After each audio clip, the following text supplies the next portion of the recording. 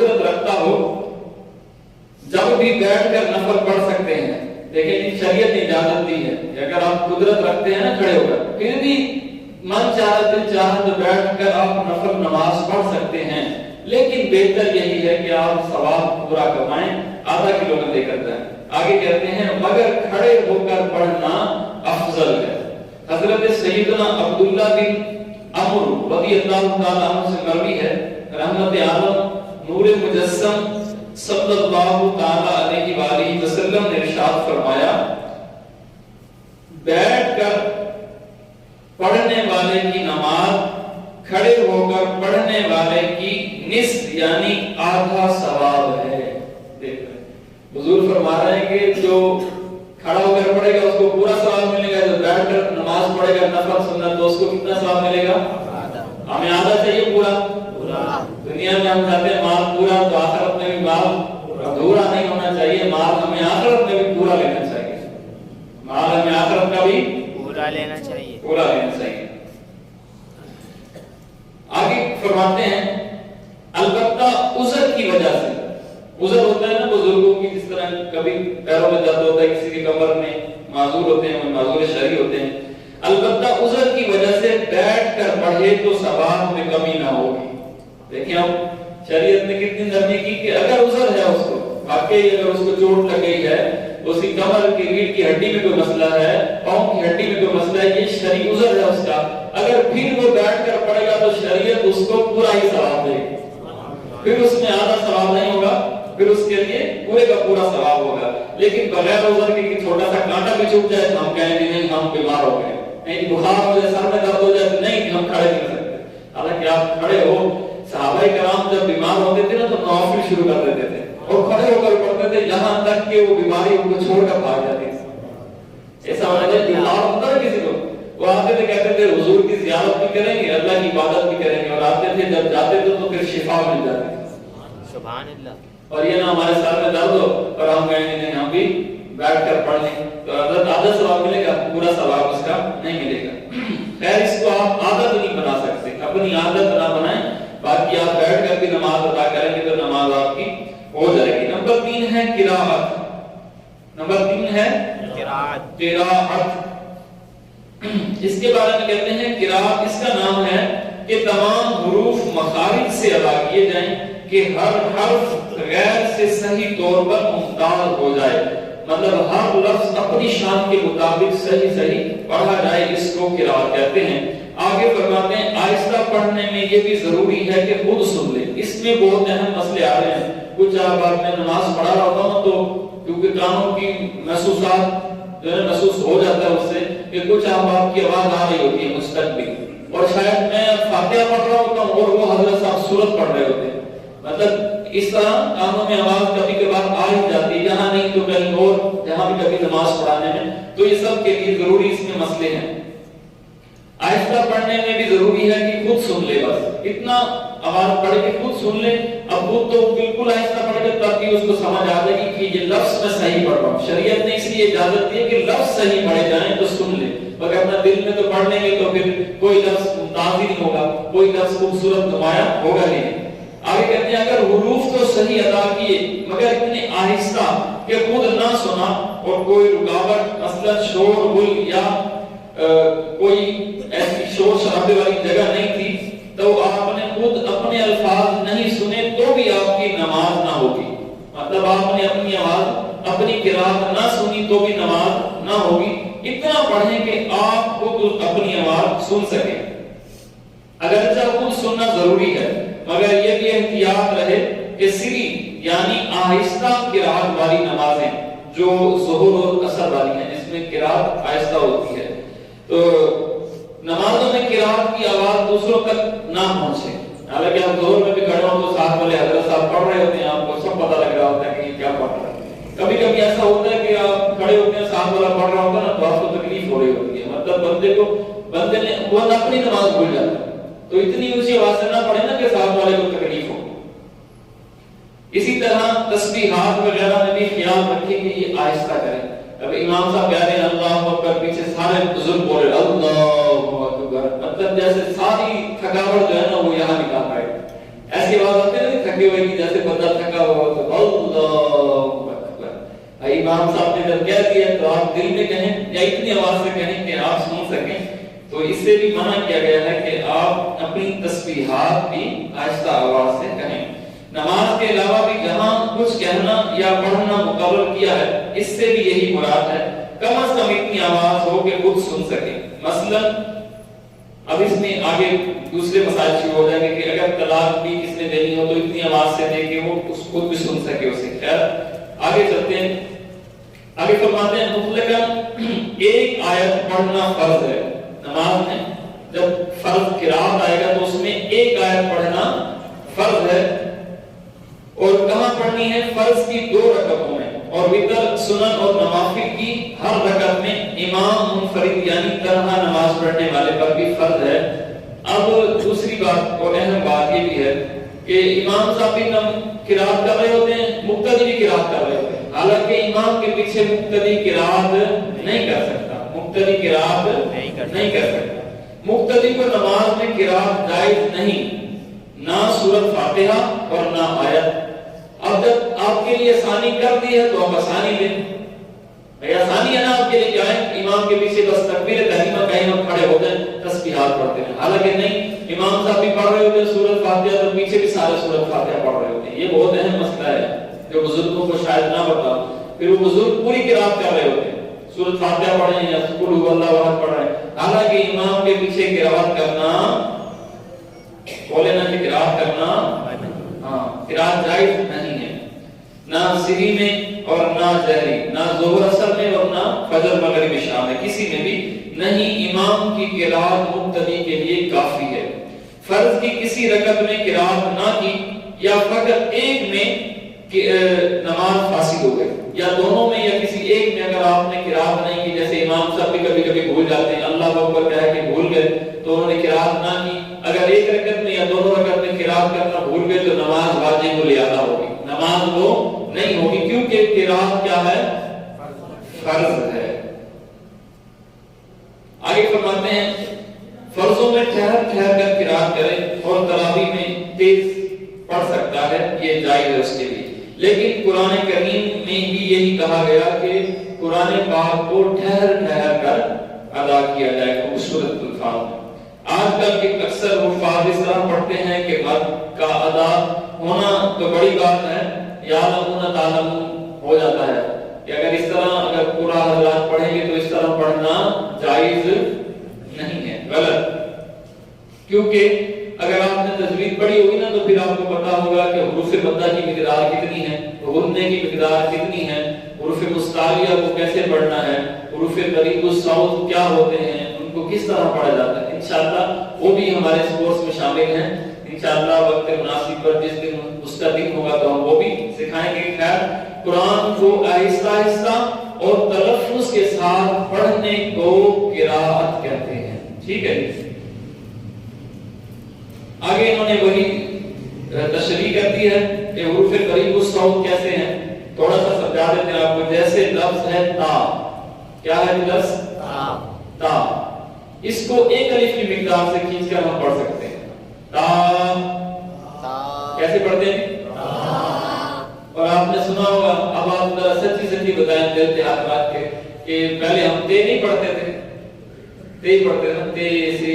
हालांकि ये उर्दू तलफ्फुज़ है, हमने उर्दू नहीं पढ़ना, कुरान हमारा है अरबी में, कुरान है हमारा अरबी में, तो अरबी में हम पढ़ेंगे ता। और इसी से अरबी में कहते हैं हुरूफ़े तरीक़ुस सौत, ये 16 हुरूफ हैं। कितने हुरूफ हैं? 16। तरीक़ुस सौत अरबी में कहते हैं करीब, और सौत बोलते हैं आवाज को, कि करीब करीब आवाज वाले हुरूफ, ये 16 हुरूफ हैं। ये हर बंदे को याद होने चाहिए। जैसे ता और जैसे ओ, ता ओ, जिसको हम तोए पढ़ते हैं, जो उर्दू का लफ्ज़ है तोए, लेकिन अरबी में इसको पढ़ेंगे तो, क्योंकि ये हुरूफ़ मुस्तालिया का भी हर्फ है और हुरूफ़ मुस्तालिया में शर्त है कि हर हालत में इसे मोटा ही पढ़ना है, पूर्ण पढ़ा जाएगा। तो कितना फर्क आ गया? ता, तो। आगे उन्होंने एक आयत लिखी है, ये तस्बीह की है, इसको गौर से समाप्त कर लें। इसमें है सुब्हान रब्बियल अज़ीम, لفظ ہے عظیم. غا جو ہے یہ بھی حروف مصححہ کا حرف ہے. جیسے زا، لام اور غا، یہ تینوں حروف قریب الصوت ہے. جیسے زا، لیکن ان کا مخرج الگ ہے. زا جو ہے سیٹی والا حروف ہے، حروف صفیلیہ سے ہے، اور غا جو ہے حروف مصححہ کا حرف ہے، اسے موٹا کرنا ہے. اور لام جو ہے حروف قطعیہ کا لفظ ہے، اس کا الگ مخرج ہے. تینوں حروفوں کے مخرج جدا جدا ہیں. تو ہم جب تینوں کو پڑھتے ہیں، پڑھنے میں تینوں ہم ایک پڑھتے ہیں. کیسے پڑھتے ہیں؟ زا زا زا. تو یہ غلط ہے صحیح؟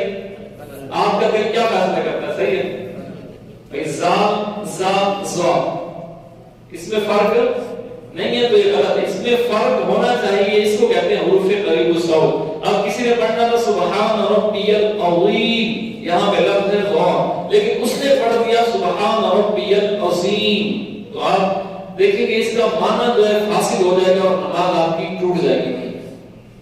جہاں بھی معنی فاسد ہو گیا وہاں آپ کی نماز ختم ہو جائے گی. اب یا تو آپ یہ تسبیح کسی اچھے قاری صاحب کو سنا لیں کہ آپ دیکھیں میں صحیح پڑھتا ہوں سبحان ربی العظیم، سبحان ربی العظیم، اس کو موٹا کرنا ہے. اگر نہیں پڑھ سکتے تو شریعت ہمیں یہاں پہ بہت نرمی کر رہی ہے ہمارے ساتھ. شریعت نے کہا یہ نہیں پڑھ سکتے آپ پڑھ لیں سبحان ربی الکریم. کیا پڑھنے ہیں آپ نے؟ سبحان ربی الکریم. کہ اس میں جو کاف والا مخرج ہے زبان کی جر اور تالو کے سخت حصے سے یہ ادا ہوتا ہے کاف، تو یہ غا سے آسان مخرج ہے، غا سے آسان حرف ہے کہ یہ اس کو آپ پڑھ لیں گے تو پھر بھی آپ کی نماز. تو آپ جو سبحان ربی العظیم نہیں پڑھ سکتے تو کیا کریں گے؟ سبحان ربی الکریم یہ پڑھ لیں بس، تو ان کی نماز ہو جائے گی. لیکن یہاں انہوں نے پھر کہا خبردار کر کے کہ آپ اپنی نماز کو کسی اچھے قاری صاحب کو ضرور سنائیں. آگے فرائض میں ہے 4 نمبر پہ رکوع. کیا ہے جی؟ رکوع. اتنا جھکنا کہ ہاتھ بڑھائیں تو گھٹنوں تک پہنچ جائیں. اتنا جھکنا کہ ہاتھ بڑھائیں تو گھٹنوں تک پہنچ جائیں. یہ رکوع کا ادنا درجہ ہے. اور پورا یہ ہے کہ آپ کی پیٹھ سیدھی ہو. اور علماء کہتے ہیں پیٹھ کیسے سیدھی ہو کہ پانی کا بھرا ہوا گلاس رکھا جائے تو وہ گرے نہ. پیٹھ اس طرح سیدھی ہو. آپ کبھی نوٹ کیجئے گا کہ کسی کو دیکھ لیجئے گا کہ پیٹھ بالکل ایسے اونٹ کی طرح اٹھی ہوئی ہوتی ہے، کبھی سر نیچے ہوتا ہے. آپ کا سر اور پیٹھ ایک لیول میں ہونی چاہیے. اور یہ تب ہوگی جب آپ رکوع کو پورے درجے میں ادا کریں گے. رکوع کا پورا درجہ یہ ہے کہ آپ ہاتھ بڑھائیں تو آپ گھٹنوں تک چلے جائیں. جب آپ دونوں ہاتھ گھٹنوں پر رکھیں گے اور اپنے آپ کو ڈھیلا چھوڑیں گے، آٹومیٹک آپ کی جو ہے نا وہ کمر بالکل برابر ہو جائے گی. انشاءاللہ جس دن نماز کا طریقہ ہوگا اس کو مس نہ کیجیے گا. ویسے تو اس میں ہم نے جو چیزیں رکھی ہیں تو کوئی دن بھی مس کرنے کا نہیں ہے، لیکن یہ اس دن جس دن نماز مکمل پڑھائی جائے گی اور نماز مکمل سکھائی جائے گی اس دن جو ہے نا ہم آپ کو دکھائیں گے کہ رکوع کا ادنا درجہ کتنا ہے اور پورا درجہ کتنا ہے. سلطان مکہ مکرمہ تاجدار مدینہ صلی اللہ علیہ وسلم کا فرمان عظمت نشان ہے اللہ عز و جل بندے کی اس نماز کی طرف نظر ہی نہیں کرتا کہ جس نماز میں وہ سجود اور رکوع پورے نہ کرے، یا جس نماز میں سجود کے درمیان پیٹھ سیدھی نہ ہو، اللہ اس نماز کی طرف نظر ہی نہیں کرتا. ہم اپنے مطابق تو اچھا پڑھ رہے ہوتے ہیں لیکن یہ ہے کہ پھر بھی کسی اچھے قاری صاحب کو دکھا دیں. ہم نے اپنا محاسبہ خود کرنا نا یار. اچھے کاروبار کے لیے، اچھے کام کے لیے ہم مشورہ کرتے ہیں نا، ایک دوسرے سے دیکھتے ہیں جو اچھا کرتا ہے وہ کریں گے ہم. تو اس میں بھی تو ہے نا یار، جو اچھی نماز پڑھتا ہے ہم بھی اچھی نماز پڑھیں گے، جو اچھا قرآن پڑھتا ہے ہم بھی اچھا قرآن پڑھیں گے. نمبر 5 ہے جی سجود. کیا ہے جی؟ سلطان مکہ مکرمہ صلی اللہ علیہ وسلم کا فرمان عظمت نشان ہے مجھے حکم ہوا کہ 7 ہڈیوں پر سجدہ کرو. 7 ہڈیوں پر سجدہ کرو. منہ، ایک تو پورا منہ ہمارا نیچے زمین پر آ جاتا ہے، دونوں ہتھیلیاں یہ بھی زمین پر، پھر دونوں گھٹنے وہ بھی زمین پر، اور پھر 500 پنجے ہمارے زمین پر ہوتے ہیں. تو حضور فرماتے ہیں کہ مجھے حکم ہوا کہ ان 7 ہڈیوں پر سجدہ کرو، کہ ہمارا منہ اور ناک پہ شانی لگی ہو، دونوں ہاتھ سیدھے لگے ہوں، دونوں گھٹنے لگے ہوں اور 500 انگلیاں ہوں. اب یہ پریکٹیکل والے دن آپ کو سمجھایا جائے گا کہ لوگ 500 انگلیاں رکھتے ہی نہیں، حالانکہ جب سجدے میں جاتے ہیں دونوں پنجے اٹھا دیتے ہیں. آپ کبھی دیکھ لیجیے، کبھی آپ پیچھے سے آئیں تو نماز ادا کر رہے ہو تو ان کے پیر اٹھے ہوئے ہوتے ہیں، حالانکہ پیر نہیں اٹھا سکتے. آپ سیدھا پیر تو بالکل بھی نہیں اٹھا سکتے. مولا علی ہوتی تو میں سیدھے پاؤں کے انگوٹھے کے اندر کیل ٹھوک دیتا کہ یہ اٹھتا نہ. اور ہم نماز میں یوں ہل رہے ہوتے ہیں, پورے پیر اٹھا رہے ہوتے ہیں, تو یہ جائز نہیں ہے, یہ جائز نہیں ہے. سجود میں بھی یہ فرمایا کہ سات ہڈیوں پر سجدہ کرنا ہے, پنجے 500 انگلیاں قبلہ رخ ہونی چاہیے, 500 انگلیاں قبلہ رخ ہونی چاہیے. ہر رکعت میں 2 سجدہ فرض ہے, 2 سجدے ہر رکعت کے اندر فرض ہیں. اور اس میں آگے کہتے ہیں سجدے میں پیشانی جمنا ضروری ہے, پیشانی جو ہے سجدے میں ضرور جمائیں اس کو. اگر نہ لوگ تو بس صرف ایسے لگاتے ہیں اور یوں اٹھ کے چلے جاتے ہیں, حالانکہ اس کا جمانا ضروری ہے.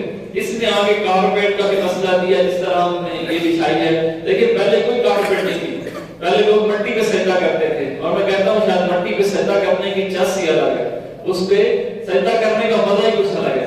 آپ یہاں پہ بھی سجدہ کریں اور باہر اس زمین پر بھی سجدہ کریں, بہت زیادہ مزہ آتا ہے. لیکن یہ کس کے لیے بچھائی ہے؟ امام صاحب کے لیے بچھائی ہے؟ نہیں, یہ بھی تو آپ کی آسانی کے لیے بچھائی ہے, یہ بھی آپ سب کے لیے بچھائی ہے. تو اس پہ بھی ہمیں سجدہ کرنا شریعت نے جائز قرار دیا ہے, لیکن صحیح پیشانی کو جمانا ہے. آپ جب اپنے ہاتھ درست رکھیں گے سجدے میں اور پیشانی کو جمائیں گے, آپ کی کمر بھی ٹھیک ہو جائے گی اور آپ کے پنجوں کا زور لگے گا. آپ کے جو 5 انگلیاں مڑے گی نا, ان کا زور لگے گا, پیشانی کا زور, تو آپ کو سجدہ کرنے میں بھی مزہ آئے گا. اور اسی کو انگریز نے لکھا ہے کہ جو بندہ اس طرح کی پریکٹس کرتا ہے تو وہ کہتا ہے کبھی اس کی ہڈیاں خراب ہی نہیں ہوتی. انگریزوں نے تو بتایا 1400 سال پہلے ہمارے تاجدار مدینہ آمنہ کے نام میں بتایا گیا بھائی نماز کے اندر تمہارے جسم کا سکون ہے, تمہاری روح کا بھی سکون ہے. انگریزوں نے اب ان کو پتا چلا کہ یار ہاں اس طرح کرنے سے بھی بڑا فائدہ ہوتا ہے. لیکن ہمیں کیا انگریزوں سے, ہم نے تو رب کریم کی عبادت کرنی ہے جس طرح مصطفیٰ کریم علیہ السلام نے بتائی ہے. تو جب آپ پیشانی جمائیں گے, اپنے پنجوں کا زور لگائیں گے, تو آپ کا سجدہ بالکل اچھا, بہترین اور مکمل ہو جائے گا. آگے فرماتے ہیں کہ قاعدہ اخیرہ, ٹائم شاید اوپر ہو گیا 2-3 منٹ. قاعدہ اخیرہ, اب قاعدہ اخیرہ لفظ مشکل بھی ہے, لوگ کہتے ہیں کیا ہوتا ہے قاعدہ اخیرہ؟ یعنی نماز کی رکعتیں پوری کرنے کے بعد اتنی دیر تک بیٹھنا کہ پوری تشہد یعنی پوری التحیات رسولہ تک پڑھ لینا, یہ قاعدہ اخیرہ ہے. رسولہ تک پڑھ لینا یہ قاعدہ اخیرہ ہے, یہ فرض ہے. التحیات عبدہ و رسولہ تک پڑھنا یہ فرض ہے. آگے آخری جو ہے وہ ہے خروج بسنعہ, یعنی قاعدہ اخیرہ کے بعد, قاعدہ اخیرہ کیا تھا جی؟ عبدہ و رسولہ تک, اس کے بعد ہم درود شریف پڑھتے ہیں, اس کے بعد کوئی سی بھی آپ دعا پڑھ سکتے ہیں جو آپ کو اچھے طریقے سے آتی ہو. اس کے بعد آخری فرض یہ ہے خروج بسنعہ, یعنی قاعدہ اخیرہ کے بعد سلام یا بات چیت وغیرہ کوئی ایسا فعل قصدن یعنی ارادتاً کرنا جو نماز سے باہر کر دے. اگر سلام کے علاوہ کوئی فعل قصدن پایا گیا تو نماز واجب الاعادہ ہوگی, اور اگر بلا قصد کوئی اس طرح کا فعل پایا گیا تو نماز ختم ہو جائے گی. اس سے مراد یہ ہے آسان لفظوں میں کہ قاعدہ اخیرہ عبدہ و رسولہ تک ختم ہو گیا, اس کے بعد درود شریف پڑھنا ہے اور ہم نے دعا پڑھنی ہے. لیکن قاعدہ اخیرہ عبدہ و رسولہ کے بعد اگر ہم نے کوئی ایسا عمل کر دیا کہ ہم نے ادھر دیکھ لیا یا کسی سے بات کر لی تو ہم نماز سے باہر ہو جائیں گے, نماز ہماری باطل ہو جائے گی اور نماز دہرانا ہمارے لیے لازمی ہو جائے گا. کیونکہ خروج بسنعہ وہ سلام بھی ہمارے لیے فرض ہے. ایک طرف کا سلام ہمارے لیے فرض ہے کہ ہم وہ سلام پھیریں گے تو ہی خروج بسنعہ ہم خروج ہو جائیں گے, خارج ہو جائیں گے نماز سے.